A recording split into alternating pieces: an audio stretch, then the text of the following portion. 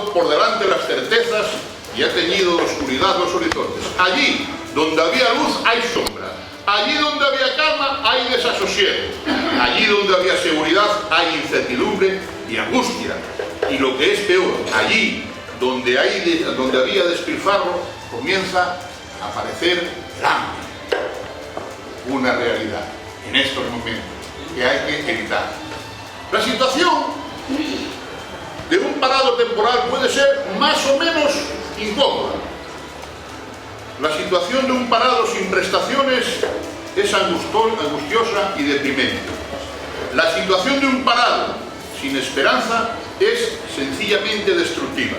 Y solo una sociedad enferma puede permanecer impasible ante la aniquilación humillante de algunos de sus miembros.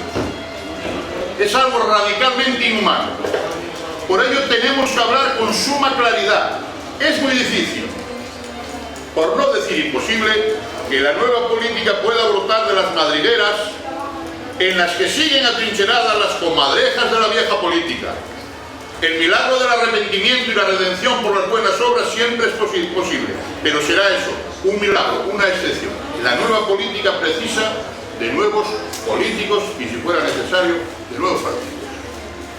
En todo caso, este será el rasero por el que debemos de medir a quienes concurran a las elecciones, el que esté dispuesto a cambiar la ley electoral, a imponer la democracia interna en los partidos, a devolver la independencia del Poder Judicial, a renunciar a aforamientos y demás privilegios, a predicar con el ejemplo, dando un paso atrás ante la menor sospecha de connivencia con la corrupción, a incluir mecanismos de participación ciudadana en el proceso legislativo. Ese representará a la nueva política que habrá que llevar a cabo. Lo demás será lisa y llanamente más de lo mismo que vinimos teniendo hasta este momento.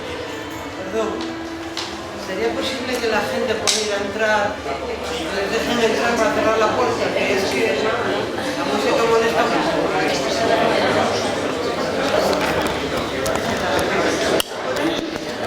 Volviendo al tema concreto del Villamocho, el libro que estamos presentando hace un repaso a los casi 40 años de dominio somático de Asturias, de sus tramas de corrupción, de su control de la caja de ahorro, de los ayuntamientos mineros y del propio Principado de Asturias y, cómo no, de los mitos montados en torno a la figura de Manuel Llaneza.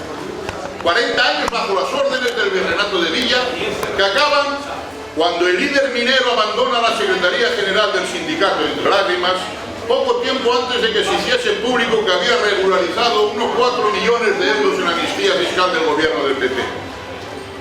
Dicho entre paréntesis, la punta de un IGB. Para entonces Villa ya estaba solo y muchos se apuntaban al carro de unas denuncias que yo mismo venía gritando contra viento y marea desde los años 70 y tantos, los años 80. Y si alguien hay que para nada se ha sorprendido, uno de ellos soy yo, entre otras cuestiones, porque durante todos estos años, desde 1976, vengo denunciando todo tipo de corrupciones de este capofamilia y de su banda de consiglieres, recaudadores, pandilleros y demás gente del AMPA, tanto en el seno de la Confederación de UGT, en los medios de comunicación, en los parlamentos, en los tribunales y, como no, en la mismísima cara a cara en los comités federales de la Federación Estatal de Mineros de UGT, donde me cabe el honor de haber sido su secretario general durante 10 años.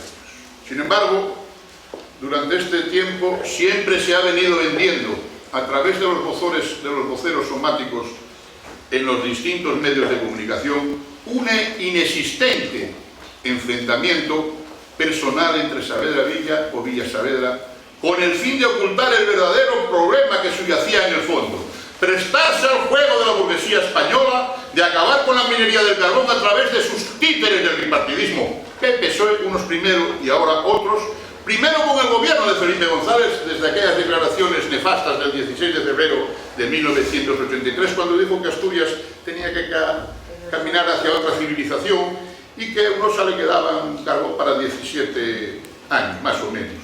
Son literales ante 14 directores de periódico.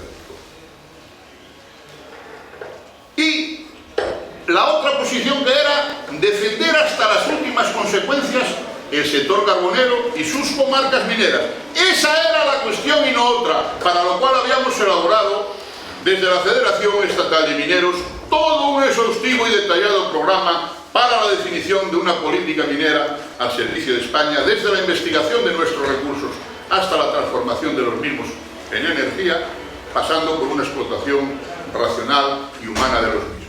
Efectivamente, con la entrada del PSOE en el gobierno de España en 1982, se iniciaron en el Palacio de la Moncloa las primeras conversaciones con Felipe González y su ministro de Industria, Carlos Solchaga, sobre el tema, que se continuaron realizando en el propio ministerio todos los viernes finales de cada mes, y ya en agosto del 84 el ministro Solchaga nos puso encima de la mesa la cantidad de 600.000 millones de pesetas, del año 84 evidentemente, para 2 zonas de urgente reindustrialización.